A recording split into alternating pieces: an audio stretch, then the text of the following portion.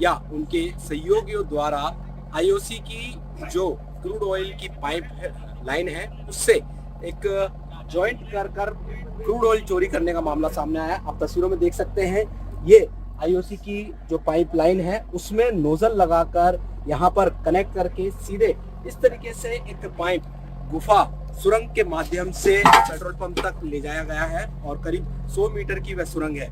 आइए हम आपको गुफा भी दिखाते हैं, किस तरीके से गुफा में सुरंग बनाकर कैसे पाइपलाइन को अंदर ले गए हैं और पाइपलाइन के मार्फत पेट्रोल पंप के यहाँ से किस तरीके से क्रूड ऑयल चोरी होने का पूरा ये खेल खेला जा रहा था।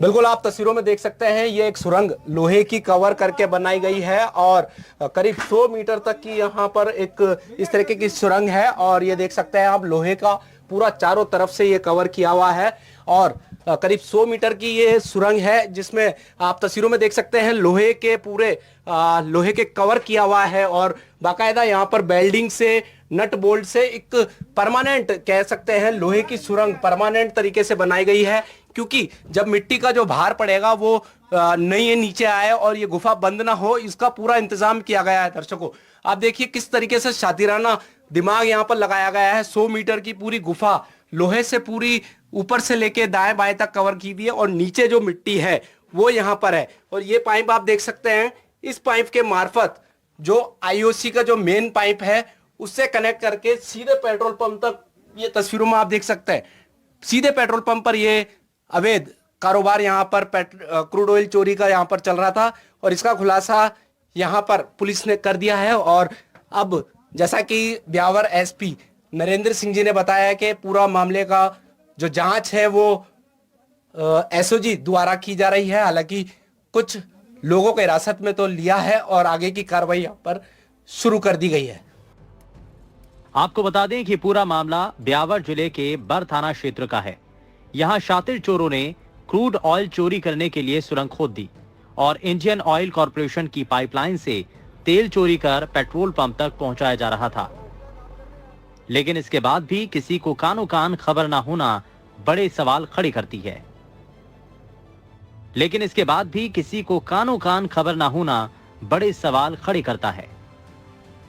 100 मीटर की गुफा का निरीक्षण करने के बाद अब हम बाहर आए हैं और बाहर जो है आईओसी की टीम और स्थानीय पुलिस यहाँ पर मौके पर मौजूद है और जो जिस तरीके से पाइप को जोड़ कर एक गुफा बनाई गई थी उसका यहाँ पर निरीक्षण किया जा रहा है। और आप ये तस्वीरों में देख सकते हैं, ये एक टैंक यहाँ पर बनाया गया है टेम्परेरी, जिसमें हरे कलर का पाइप है और इस पाइप के मार्फत, पाइप बड़ी काफ़ी लंबा है, तो ये पाइप का जो मुंह है वो निश्चित तौर पर जब इस क्रूड ऑयल की चोरी हुआ करती होगी तो उस मुंह का जो टैंकर में डाल दिया जाता होगा और जितना क्रूड ऑयल चोरी करना है वो टैंक में भरकर आगे की ओर रवाना कर दिया गया होगा, ऐसा आईओसी के जो अधिकारी है वह मानकर चल रहे हैं। हालांकि एसओजी की टीम अभी यहाँ पर कुछ समय बाद यहाँ पर पहुँचेगी। जो पुलिस मुख्यालय ने जिस अधिकारी को इस इन्वेस्टिगेशन के लिए नियुक्त किया होगा वो यहाँ पर पहुंचेंगे और आगे की कार्रवाई यहाँ पर की जाएंगे। किसी तरह का कोई अग्नि आग वाग ना लग जाए, क्योंकि अब तो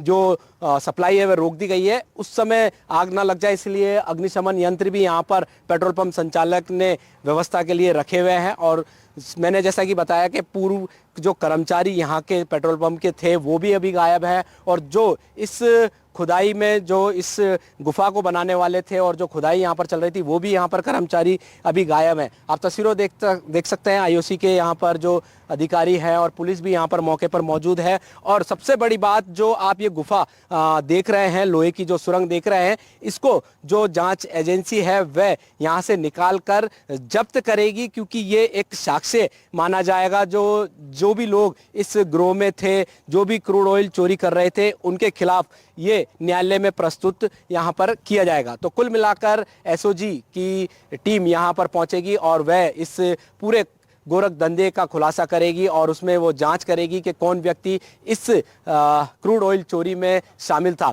बताया जा रहा है कि यहाँ के आसपास के जो लोग बता रहे हैं कि यहाँ पर हफ्ते में 2 या 3 या 4 या 5 बार एक से 1 से 2 प्रतिदिन टैंकर भरकर यहां पर निकलते थे।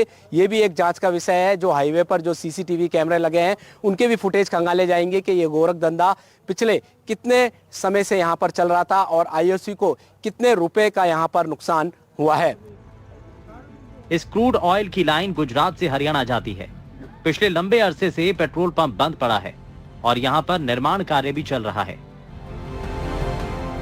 ऐसे में किसी को शक ना हो कि पेट्रोल पंप परिसर में कोई और काम चल रहा है, इसके लिए शातिर चोरों ने 100 फीट लंबी सुरंग खोदने के बाद इस सुरंग को लोहे की चादर से और नट बोल्ट के जरिए पूरा कवर भी किया था। इस पूरे मामले के बाद आईओसी की ओर से बर थाने में मामला दर्ज कराया। अब तक कितना क्रूड ऑयल चोरी हुआ, कंपनी और पुलिस इसकी जांच में जुटी है।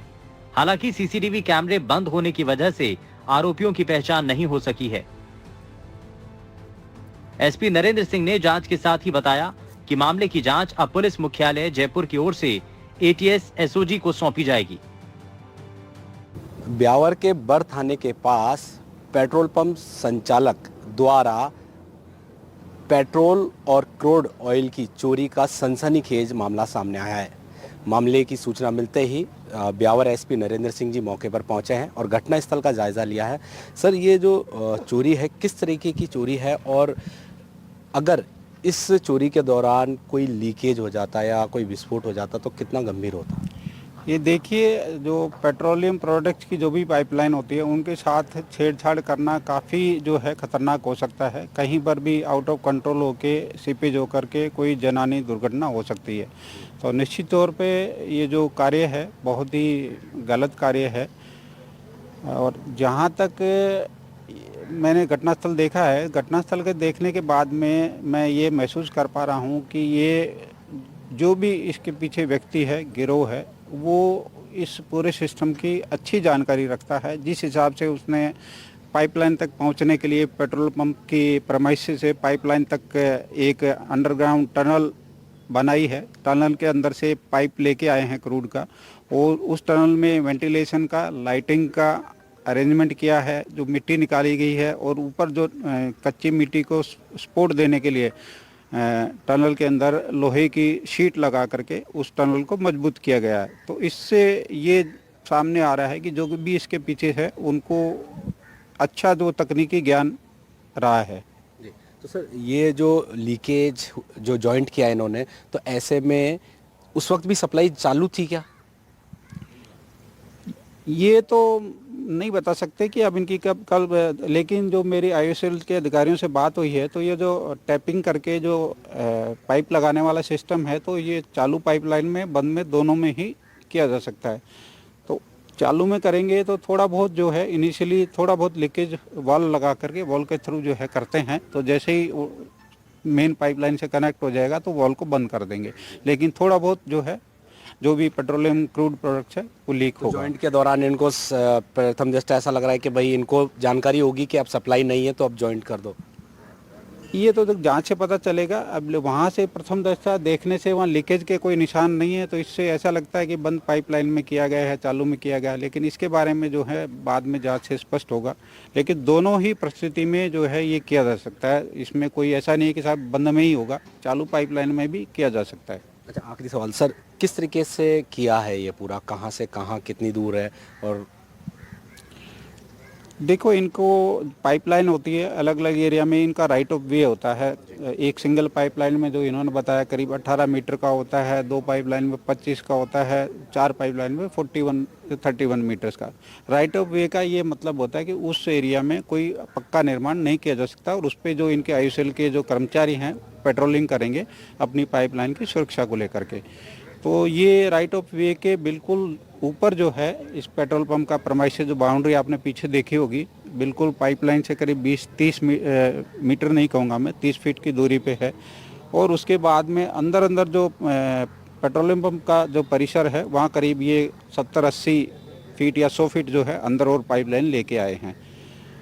तो ये है कि अब आबादी बढ़ रही है, अनेक जगह ऐसी हो गई हैं जहाँ पे पेट्रोल पंप की पाइपलाइन पास से गुजर रही है और उसके ऊपर निर्माण, आसपास निर्माण हो गए। इस तरह के प्रयास पहले भी किए जाने में जानकारी में आए हैं। सर एक लास्ट सवाल, क्या ऐसा सुनने में आ रहा है कि जो सुरंग है उसमें जो मजदूरों को गर्मी ना लगे उसके लिए पंखे और इलेक्ट्रिक बिजली का भी उपयोग किया गया है, यानी रात के वक्त भी काम चल रहा होगा? नहीं, बिजली गर्मी लगने का नहीं, बेसिकली उसमें वो है कि प्रॉपर जो है वेंटिलेशन इसलिए नेसेसरी होता है कि प्रॉपर ऑक्सीजन सप्लाई रहे, खुदाई करते हुए उनको घुटन नहीं हो। तो ये सही है कि इसमें प्रथम दृष्टया देखने से ऐसा लग रहा है कि इसमें कुछ वेंटिलेशन का प्रोविज़न और बिजली पहुंचा करके किया गया है। और वॉल ऑपरेट करने के लिए आगे एक 2-3 जगह इन्होंने वॉल के प्रोविज़न किए हैं कि एक जगह से लीकेज हो तो दूसरी जगह से कट ऑफ किया जा सके। बहुत बहुत धन्यवाद। हाँ, तो ये थे ब्यावर सिटी एसपी नरेंद्र सिंह जी, और इनका कहना है कि जब ये चोरी की शुरुआत हुई थी तो यहाँ पर करीब 100 मीटर की दूरी, पेट्रोल पंप से 100 मीटर की दूरी जब पेट्रोल की जो लाइन है वहाँ से जॉइंट करके पेट्रोल पंप पर सीधे क्रूड ऑयल की सप्लाई की जा रही थी। और ये काम कब से चल रहा था ये एक जांच का विषय है। हालांकि जो पेट्रोल पंप संचालक है उसको हिरासत में लेकर एसओजी को सौंपने की बात कही जा रही है। वहीं इस काम में जो भी कर्मचारी लगे थे और इस पेट्रोल पंप पर जो भी कर्मचारी थे वो अभी फरार हैं। अब इस पूरे मामले की जांच एसओजी द्वारा की जाएगी पुलिस मुख्यालय के निर्देशन में। अब देखना होगा इस मामले में कौन कौन आरोपी होते हैं, ये सभी जांच का विषय है। एनडीटीवी राजस्थान अजमेर से पवन अटारिया।